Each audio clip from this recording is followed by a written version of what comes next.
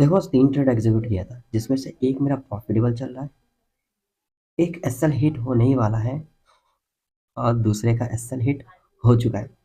देखो, अगर तुम ये देख के डिमोटिवेट हो रहे हो ना कि 2 का एसएल हिट हो चुका है, एक प्रॉफिटेबल चल रहा है, वो प्रॉफिट होगा कि नहीं उसका भी नहीं पता, ठीक है? तो अगर ये देख के आप डिमोटिवेट हो रहे हो ना, तो एक्चुअल में आप ट्रेडिंग करने के लायक हो नहीं। कभी-कभी ऐसा भी होता है ट्रेडिंग लाइफ में कि आपका पूरा का पूरा हफ्ता लॉस में चल रहा होता है, या कभी-कभी ऐसा भी होता है पूरा का पूरा महीना आप लॉस ही कर रहे होते हो। चाहे आपको जितना भी एक्सपीरियंस क्यों ना हो जाए, अगर आप 10 साल का एक्सपीरियंस भी कलेक्ट कर लोगे ना, तो ट्रेडिंग इतना रिस्की है कि उसमें लॉसेस होते रहते हैं। देखिए, अभी प्रॉफिटेबल चल रहा था और इतना बड़ा कैंडल जो इतना बड़ा सेलिंग आया है कि हो सकता है इसका भी एसएल हिट हो जाए। तो ट्रेडिंग रिस्की इसलिए कहलाता है।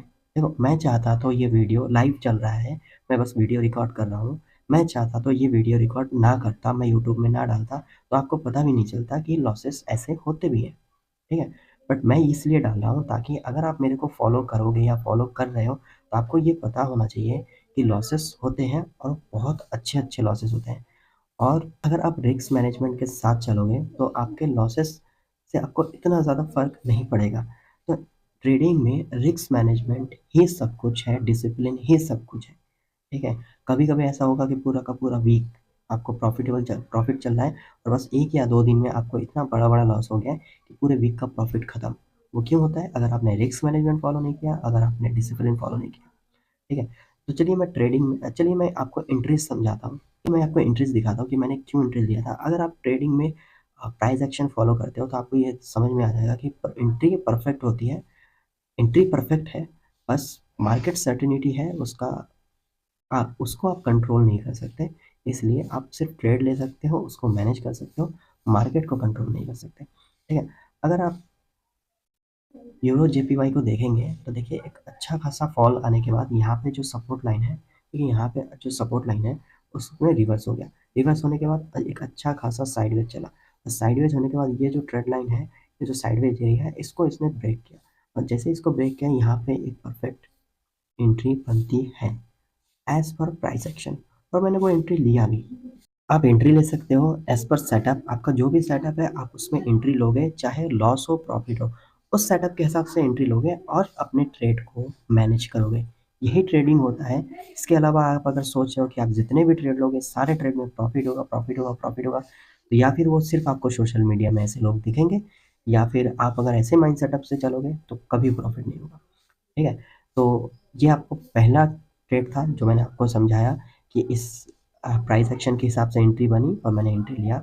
अगर आप दूसरा ट्रेड देखोगे, तो यहाँ पे देखिए एक अच्छा खासा साइडवेज ज़ोन। अब यहाँ पे मेरी एंट्री कैसे कहाँ बनती है वो मैं आपको समझाता हूँ। देखिए, डिसिप्लिन, अगर आपने डिसिप्लिन ब्रेक किया तो आपको लॉस होगा, और यहाँ पे मेरे साथ वही हुआ। देखिए, साइडवेज ज़ोन था, एक अच्छा साइडवेज, और इस ट्रेड लाइन को इसने ब्रेक, इस सपोर्ट रेजिस्टेंस को ब्रेक किया, और सपोर्ट रेजिस्टेंस को ब्रेक करने के बाद देखिए कितना अच्छा मूव आया। कितनी अच्छी बाइक है, ठीक है? एज पर प्राइस एक्शन आपकी एंट्री बनती है यहाँ या फिर यहाँ। अगर आपने यहाँ पे एंट्री लिया या फिर मैंने भी यहाँ पे एंट्री लिया, तो इसका एसएल होता है यहाँ पे, और आपका टारगेट यहीं कहीं होता है जहाँ से मार्केट रिवर्स किया टारगेट, ठीक है? तो एज पर प्राइस एक्शन आप देखोगे तो ये ट्रेड प्रॉफिटेबल था, ठीक है? लेकिन मेरे से मिस्टेक कहाँ पे हुआ? मेरे से मिस्टेक यहाँ पे हुआ कि ये ट्रेड काफ़ी मूव करने के बाद मेरे को दिखा, ठीक है? ऑलमोस्ट यहाँ तक ये ट्रेड मूव कर चुका था। मूव करने के बाद मैंने जब एंट्री लिया, तो मैंने 1:1.5 का रेशियो रख के मैंने एंट्री लिया। ये लेट एंट्री थी जिसकी वजह से ये एसएल मेरा हिट हो गया, ठीक है? अब अगर आप नेक्स्ट ट्रेड देखोगे, तो यहाँ पे एसएल हिट होने का रीज़न है मार्केट की सर्टेनिटी, मार्केट का अप्स एंड डाउन मूवमेंट, ठीक है? यहाँ पे भी सेम एंट्रीज है, देखोगे आप, मार्केट साइडवेज था, ठीक है? साइडवेज, यहाँ पे एक परफेक्ट ब्रेकडाउन दिया, ठीक है? परी बनी और मैंने एंट्री लिया। उसके बाद मेरा ऑलमोस्ट हाफ टारगेट कंप्लीट हो चुका था, वहीं से मार्केट रिवर्स कर गया, ठीक है? तो आप ट्रेड ले सकते हो, उसको मैनेज कर सकते हो, आप ट्रेड को, मार्केट को अपने हिसाब से नहीं चला सकते, ठीक है? तो ये था तीनों का तीनों ट्रेड, और ऑलमोस्ट 2 ट्रेड में मेरा एसएल हिट हो चुका है, और तीसरा ट्रेड मेरा प्रॉफिटेबल अभी भी चल रहा है, और तो मोस्टली पॉसिबल है इसमें मेरा टारगेट हिट हो जाए। अगर इसमें मेरा टारगेट हिट हो जाता है तो ये पीछे का जो दोनों ट्रेड में मेरा लॉस हुआ है, दोनों के ट्रेड में जितना भी मेरा लॉस हुआ है सारा का सारा रिकवर हो जाएगा। वो कैसे? वो आपके रिस्क मैनेजमेंट के हिसाब से, ठीक है। अगर आपने रिस्क मैनेजमेंट फॉलो किया और आपने अगर 10 ट्रेड भी लिया जिसमें से अगर आपको 5 लॉस और 5 प्रॉफिट होता है, तब भी आप ओवरऑल प्रॉफिटेबल रहोगे। यही होता है रिस्क मैनेजमेंट का बेनिफिट और डिसिप्लिन का बेनिफिट, ठीक है। तो इस ये ट्रेंड मेरा अभी भी चल रहा है, हालांकि हो सकता है आज मेरा दिन अच्छा ना हो, ऐसा भी कभी कभी होता है।